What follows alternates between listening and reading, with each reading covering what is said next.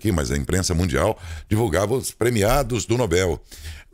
Nobel da Paz, que está aí em vias de ser anunciado também, de Física, de Química, todos os prêmios da Academia Sueca. E eu aqui comentava semana passada de que nós temos tanta inteligência brasileira, não é, que poderia estar figurando entre esses grandes gênios da humanidade premiados, né, com toda a justiça, é verdade, mas nunca tem um brasileiro, né? Todo mundo diz, mas por que não tem brasileiro?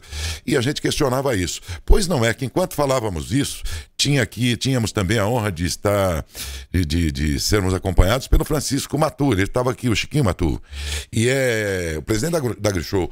Mas ele, por coincidência, faz parte do comitê executivo responsável pela indicação de brasileiros para o prêmio.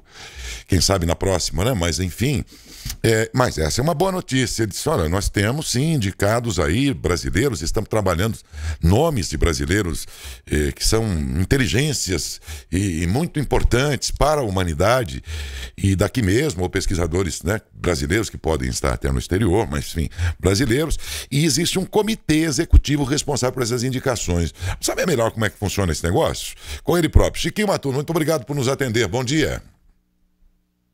Bom dia, Darcio. Bom dia a todos. Esse comitê executivo, ele é brasileiro, envolve pessoas assim como você é um deles, um dos integrantes do Brasil inteiro, é isso, Chiquinho? Nós formamos um comitê, Darcio, um comitê muito grande, que hoje está na ordem de 300 pessoas no comitê total. O comitê executivo são 5 pessoas só. E eu, sem dúvida nenhuma, tenho honra profunda de estar entre esses 5. E é liderado pelo ministro Roberto Rodrigues. Nós estamos indicando o maior brasileiro vivo da nossa história. Você sabe quem é? Alisson Paulinelli. Verdade. Alisson Paulinelli. Justo. A última vez, Darcio, que um Prêmio Nobel da Paz foi delegado a alguém ligado diretamente à agricultura, foi em 1970. Então, nós estamos falando em 50 anos que o agro, que produz o alimento, que faz tudo isso que a gente sabe, não merece um prêmio, não ganhou um prêmio até hoje. Então, nós prospectamos a história do ministro Paulinelli, foi ministro na década de 70, ministro da Agricultura, e ele fez uma verdadeira revolução, que nós estamos chamando de agricultura sustentável, que é o que tem o Brasil. Uma agropecuária totalmente sustentável, com preservação do meio ambiente, com preservação de nascentes, reconstituição de matas ciliares nos rios que cortam as propriedades. Enfim, esse homem fez uma verdadeira revolução, uma revolução sustentável. Nós devemos a atitude daquele governo, daquele ministro, a abertura do Cerrado, onde nós podemos realizar 2 safras por ano, 3 safras por ano. Esse homem tem um trabalho verdadeiramente espetacular. Só para ter um termo de comparação, o Prêmio Nobel da Paz foi outorgado a última vez a alguém ligado à agricultura em 1970, quer dizer, em 1950, logo após o término da Segunda Guerra. Foi para Norman Borlaug, um americano, que fez o plantio de trigo na África e algumas regiões tropicais do globo. E nunca mais o mundo viu um Prêmio Nobel da Paz ligado à alimentação.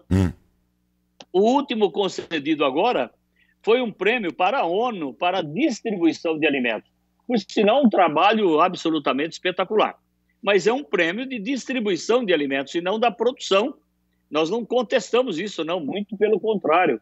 Estão olhando para o alimento, para a segurança alimentar dos povos. E o Brasil tem isso para mostrar. Esse comitê já vai longe, nós estamos trabalhando há quase um ano, porque as exigências do comitê são muito grandes, e nós estamos resgatando toda uma história, todo o material, condensando isso, que tem que caber tudo em 40 páginas. Você imagina uma história de 50 anos caber em 50 páginas, em 40 páginas. Então, nós estamos fazendo isso, estamos na reta final, e dia 21 de janeiro cai lá no comitê norueguês. Queria apenas lembrar, Darcy, que o único comitê que analisa e concede o Nobel da Paz é o da Noruega. Todos os outros são na Suécia. Sim. Esse é na Noruega. Esse Então, particularmente é na estamos Noruega. indicando esse homem e eu acho que nós vamos ter êxito. Uhum. É porque a Academia Real é sueca, né? É sueca. É sueca, mas o da Paz não. O da Paz é noruega. E entre os, isso que eu ia te perguntar, porque inicialmente não sabia exatamente qual que seria a indicação de premiação, mas sabendo que pela Academia Real da Suécia tem premiações como ciências econômicas, literatura, fisiologia, física, química, tudo é lá. Tudo é lá, né? Esse particularmente da Paz é na Noruega. É na Noruega, é o comitê norueguês que julga e premia. Olha, só gente muito notável para receber um prêmio desse. Estamos falando aqui de seres humanos geniais, né, naquilo que empreenderam. E não há dúvida, eu desde menino ouvia falar o nome do Alisson Paulinelli, depois que me tornei jornalista também acompanhei muito de ministério, de secretarias, enfim, de várias das funções dele. Se não me engano, ele foi acho que foi deputado também aí, se eu não me engano. Foi deputado depois de ter sido ministro. Isso, exatamente. Me lembro que ele foi deputado. Ele foi secretário da Agricultura de Minas Gerais, é um agrônomo formado em Lavras, foi secretário da Agricultura de Minas Gerais, fez um trabalho espetacular em Minas, estamos falando década de 70, ele ainda era muito jovem. Depois ele foi chamado pelo então presidente Geisel para assumir o Ministério da Agricultura do Brasil. Esse homem pôs a Embrapa em pé. Não foi ele que criou a Embrapa.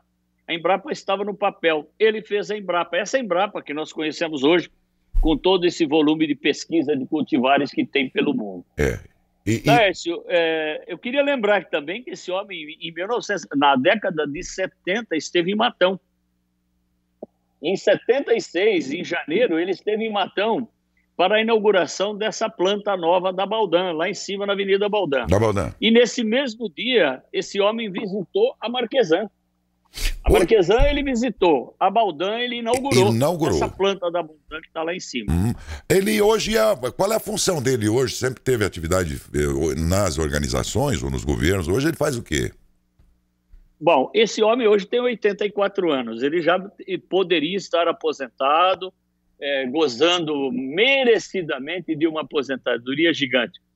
Mas esse homem está hoje cuidando de integração lavoura, pecuária e floresta, que é um grande desafio para o Brasil e caminha a passos largos, e tá também trabalhando num material que chama-se biomas, porque o Brasil quer fazer agricultura, precisa fazer agropecuária de um modo geral, mas tem que respeitar os biomas. Esse é o mote desse trabalho que ele está desenvolvendo. E é um trabalho que ele faz junto com a Academia Brasileira de Ciências. Ele continua muito ativo, embora hoje é um homem de 84 anos. Olha, é um trabalho difícil num país tão diverso como o nosso, tão diversificado, porque você vê, são, se não me engano, 5 biomas nós temos aqui nesse país. 6 biomas. 6 biomas? 6 biomas, Então errei por um. Mas, gente, é muita diversidade, né? Requer um trabalho muito maior. Ele começa lá no Pampa, né? Começa lá no Pampa e termina no Amazônico. Pois é, um país gigantesco desse, com 6 biomas para cuidar, meu amigo, com tanta diversidade. E aos 84 anos de idade. Mas, Chiquinho, eu tava pensando aqui comigo, você tava falando sobre ele, a idade dele, tudo que ele já fez, parte da vida dele eu acompanhei também. Fiquei aqui pensando, lembrei do Barão de Mauá, por exemplo, quem vê a história do Barão de Mauá. Não tá faltando brasileiros assim, em quantidade maior nesse momento? Hein, meu caro? A verdade é que o Brasil tem muita gente boa, né? Tá cheio de gente boa. Tem que pensar e fazer o foco que nós estamos fazendo, trabalhando. Isso custa muito tempo, custa muito dinheiro. Todo o tempo que se gasta ali é voluntário. Todo mundo sabe que ninguém ganha para isso. Ninguém ganha. O doutor Roberto Rodrigues não ganha, eu não ganho, ninguém ganha. É um trabalho voluntário e é um bem para o Brasil. Se nós conseguirmos levar o ministro Paulinelli ao Prêmio Nobel da Paz, será um ganho para o país. Não há dúvida nenhuma. É um ganho gigantesco para um país. Nós não temos nenhum Nobel, nem de paz, nem de física, nós não temos nada. Quem sabe a gente consegue. Se não conseguir, Daércio, nós teremos um livro que vai retratar a história de um grande brasileiro. Certamente. Eu gostaria, Daércio, se você me permite... Claro que sim. Olha, Na década de 70, o Brasil tinha 90 milhões de habitantes. É só lembrar o tema da Copa música, do Tricampeonato. Né? 90 milhões em ação. Em ação. O Brasil era importador líquido de alimentos. O Brasil importava mais de 30% do que consumia. E nós não tínhamos dinheiro para comprar. Então nós tínhamos falta de muita coisa, de leite, inclusive. Em 50 anos, isso foi uma verdadeira revolução. O Brasil hoje produz alimento de qualidade, barato, preservando o meio ambiente, reconstituindo fazendas degradadas que foram abertas ainda no tempo do Império, e produz alimento suficiente hoje para 1 bilhão e 400, 1 bilhão e meio de habitantes. Esse é o que o Brasil produz hoje, exporta, supre a necessidade brasileira. Imagine você que durante a pandemia nós não tivemos desabastecimento nos supermercados. Tudo caminhou normalmente, né? Então o Brasil sai de importador líquido de alimentos quando tinha 90 milhões de habitantes, em 50 anos, é um feito extraordinário, chega a produzir, nós devemos produzir nessa próxima safra 270 milhões de toneladas só de grãos, fora carnes, fora fibras, fora café, fora laranja, fora tudo isso, nós vamos produzir 270 milhões de toneladas de grãos. É um feito gigantesco que o Brasil alcançou. Certamente. Isso baseado na ciência e na tecnologia começada por Paulinelli. Em grande parte devemos isso ao Paulinelli, sem dúvida alguma. Ele não fez tudo sozinho, claro, né?